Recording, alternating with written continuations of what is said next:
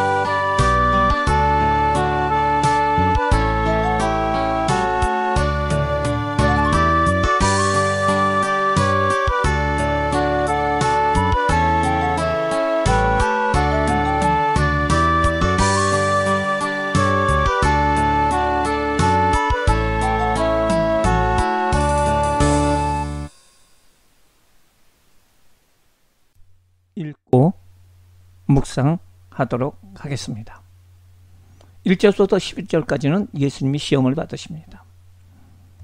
그때 예수께서 성령에게 이끌리어 마귀에게 시험을 받으러 광야에 가사 40일을 밤낮으로 금식하신 후에 줄이신지라 시험하는 자가 예수께 나와서 이르되 내가 만일 하나님의 아들이어든 명하여 이 돌들로 떡덩어리가 되게 하라.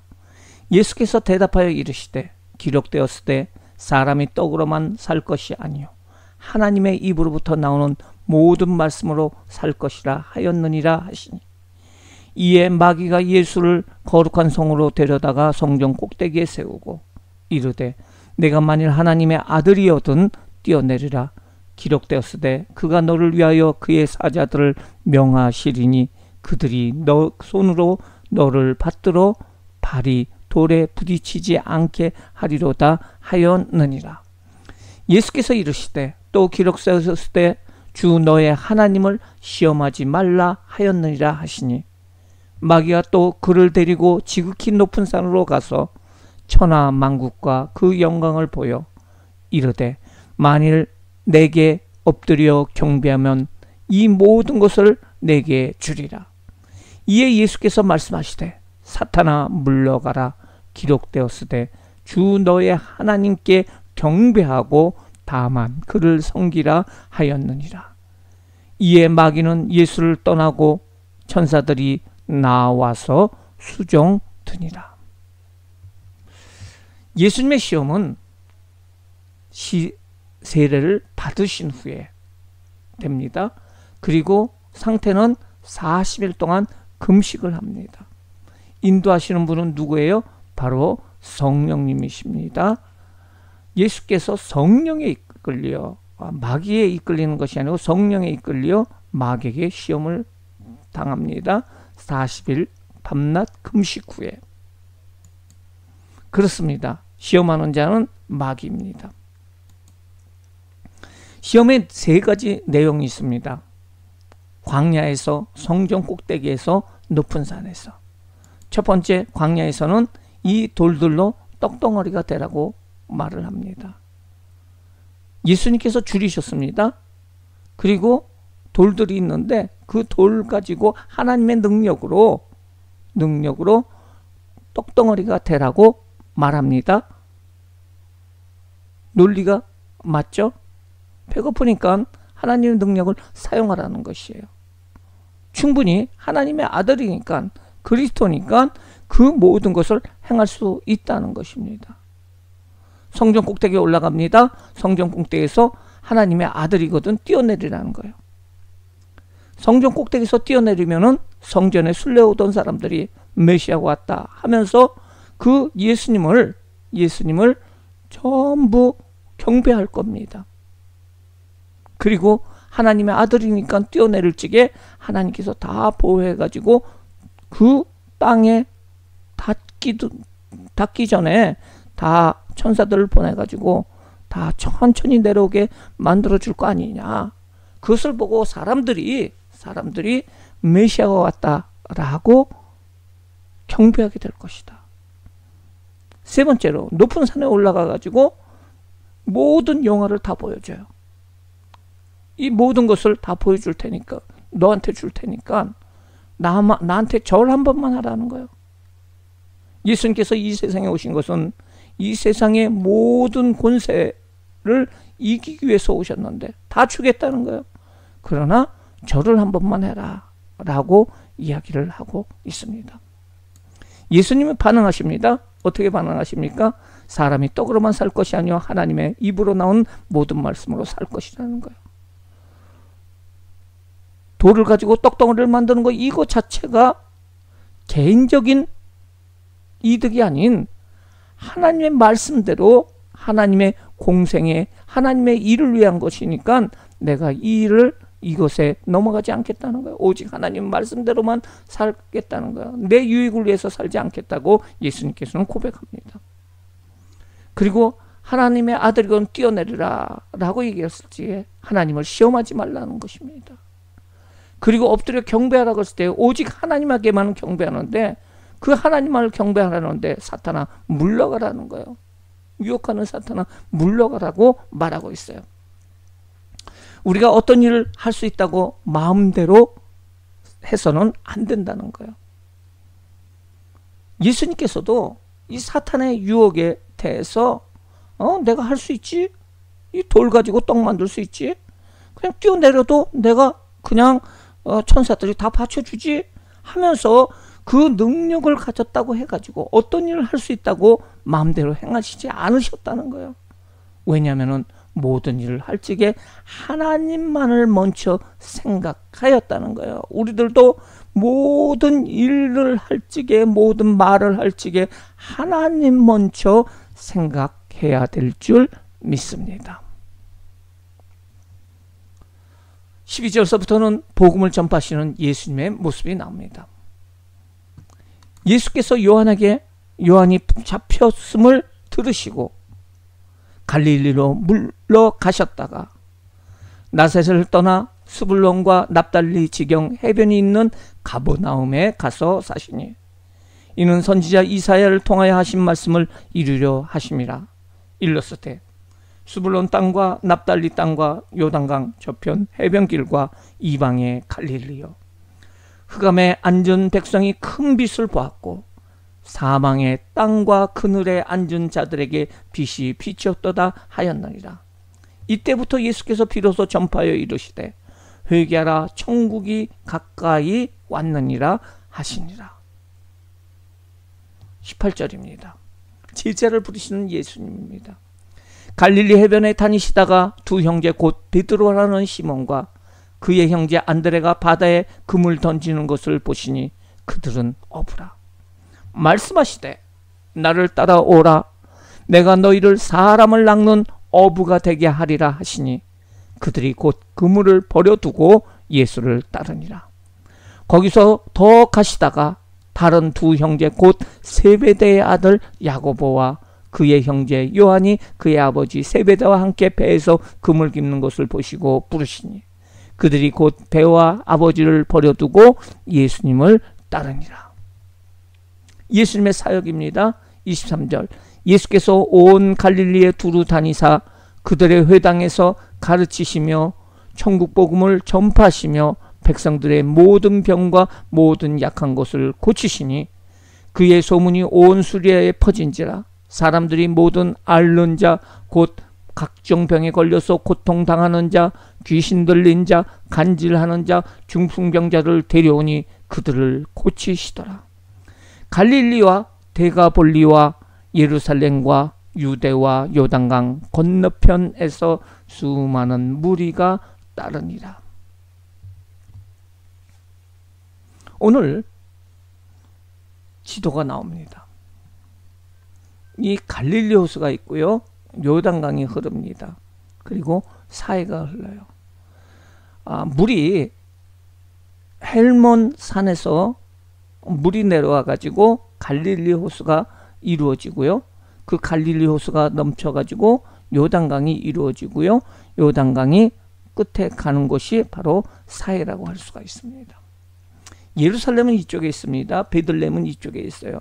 이쪽 지역을 갈릴리 지역이라고 이야기를 합니다. 12지파가 땅 분배를 했을 적에 스불론 지파와 납달리 지파가 갈릴리 지역을 차지하게 돼요. 그런데 이 두 지파는 사실은 모든 다른 지파들보다, 다른 10지파들보다 가장 작고 연약한 사람들이, 연약한 지파가 바로 스불론 지파와 납달리 지파예요. 거기에 바로 스불론 지파에는 나사렛이 있습니다. 나사렛 동네가 있고요, 납달리 지파 쪽에서 가장 큰 도시는 이 갈릴리 호수의 가버나움이라는 도시였어요. 그런데 예수님께서는 세례 요한이 잡히신 후에 갈릴리 지역에서 가버나움으로 이사를 가세요. 그리고 이곳에서 살게 되었는데요, 이것 자체는 바로 구약 성경에 예언되어 있던 것이다 라고 얘기하고 있어요. 이사야서에 이 땅으로 와서 비로소 하나님의 귀한 사역을 하실 것이다 라는 그 성경 말씀이 있었습니다.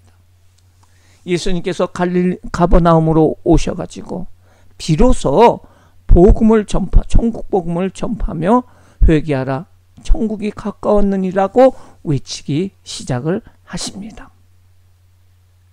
그 다음 제자를 부르시는 거예요.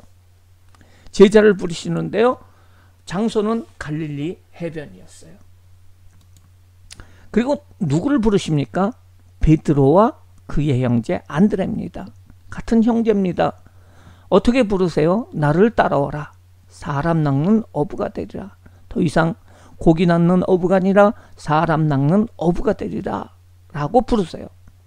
베드로와 안드레의 미래를 예수님께서는 아셨어요. 연약한 베드로와 안드레였지만, 무식한 베드로와 안드레였지만 하나님께서 귀하게 사용하는 사람 낚는 어부, 바로 영혼을 살리는 어부가 되리라는 것을 예수님은 알으셨어요. 그래서 그들은 그물을 버려두고 바로 따릅니다. 야고보와 요한도 예수님을 따릅니다. 야고보와 요한은 아버지의 이름이 세베대였어요. 세베대였는데 세베대의 아들이라고 얘기하지 않습니까? 야고보와 요한도 그 아버지를 버려두고, 배를 버려두고 예수님을 따르게 됩니다. 그 다음은 바로 예수님의 사역이에요. 아까 얘기했죠? 여기가 갈릴리 호수고요, 여기가 사해고 여기가 요단강입니다. 예수님이 시험 받으신 유대 광야가 사해 옆에 있어요. 40일 동안 금식하시고 시험을 받으시고요. 그리고 침례를 받게 되죠. 침례를 받고선 그 다음에 금식을 하게 되는데요. 침례 받은 것이 바로 요단강이에요. 그리고 활동하신 지역은 이 갈릴리 지역입니다. 갈릴리 지역인데요. 예수님의 사역은 갈릴리 전역에서 이루어지게 되고요. 예수님은 세 가지 사역을 합니다. 가르치는 사역, 천국 복음을 전파하는 사역, 병을 고치는 그 사역을 예수님께서는 하십니다. 예수님께서 그의 회당에서 가르치시고 천국 복음을 전파하시고 백성들의 모든 병과 모든 약한 것을 고치셨다. 그랬더니 이 모든 것을 통해서 사람들이 몰려듭니다. 그리고 병든 자를 예수님께서는 다 고치는데, 어느 지역입니까? 유다 지역, 예루살렘 지역, 데가볼리 지역, 수리아 지역에서 이 갈릴리 지역 쪽으로 예수님을 찾아오게 된다는 것입니다. 말씀을 요약하겠습니다. 예수님은 세례를 받으신 후에 40일 동안 금식하시고 마귀에게 시험을 받으나 하나님의 말씀으로 이기십니다. 이제 예수님은 북쪽 갈릴리 지역에서 전도하시는데 회개하라, 천국이 가까이 왔느니라 라고 전파하십니다. 예수님은 베드로와 안드레와 야고보와 요한을 해변가에서 부르셔서 제자를 삼죠. 그리고 예수님은 가르치시고 천국 복음을 전파하시고 병을 고치는 일을 본격적으로 하십니다. 예수님의 소문을 듣고 각종 병균자들이 예수님을 찾아오고 수많은 무리들이 병 고침을 받기 위해서, 말씀을 듣기 위해서 예수님을 따르게 됩니다. 문제를 한번 풀어보겠습니다. 1. 예수님은 누구에게 이끌려 광야로 가게 되었나요? 1. 성령, 2. 마귀, 3. 천사, 4. 제자. 누구요? 제자입니다. 마귀가 예수님을 시험한 내용이 아닌 것은 무엇일까요? 돌을 떡덩어리로 만들어라, 성전 꼭대기에서 뛰어내려라, 나에게 경배하라, 물을 포도주로 만들어라.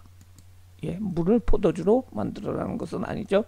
예수님께서 요한이 잡히셨다 하는 말을 듣고 그 나사렛을 떠나 사신 갈릴리 도시는 어디신가요? 바로 가버나움입니다. 가버나움. 해변에서 고기 잡던 제자들을 부르실 때 나를 따라오면 무엇으로 만들어주겠다고 예수님은 말씀하셨나요? 세계 최고의 부자, 유엔 사무총장, 유명 연예인, 사람을 낚는 어부입니다. 예수님은 갈릴리에서 하신 일 세 가지가 아닌 것은 무엇일까요? 가르치시고 천국 복음을 전파하시고 병을 고치시고 장사는 안 하셨죠? 장사하심.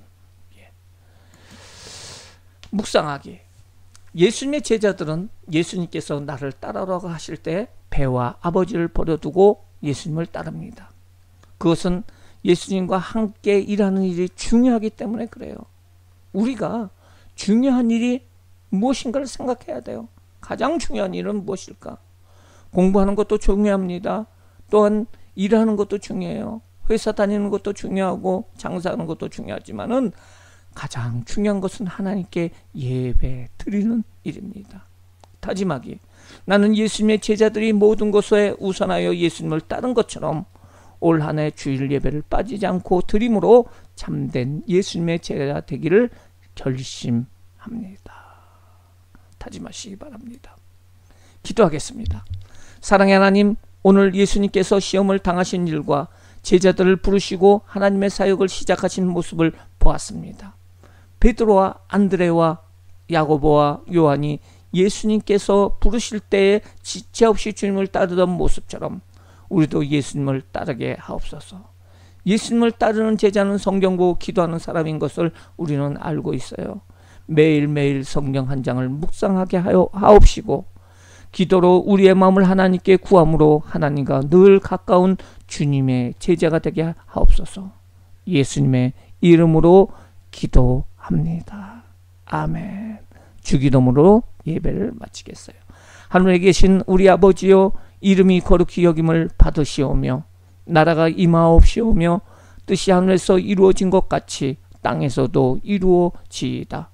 오늘 우리에게 일용할 양식을 주시옵고 우리가 우리에게 죄 지은 자를 사하여 준 것 같이 우리 죄를 사하여 주시옵고 우리를 시험에 들게 하지 마시옵고 다만 악에서 구하시옵소서.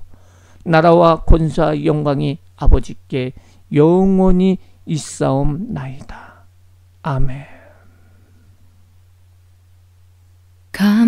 감사해요. 깨닫지 못했었는데 내가 얼마나 소중한 존재라는 걸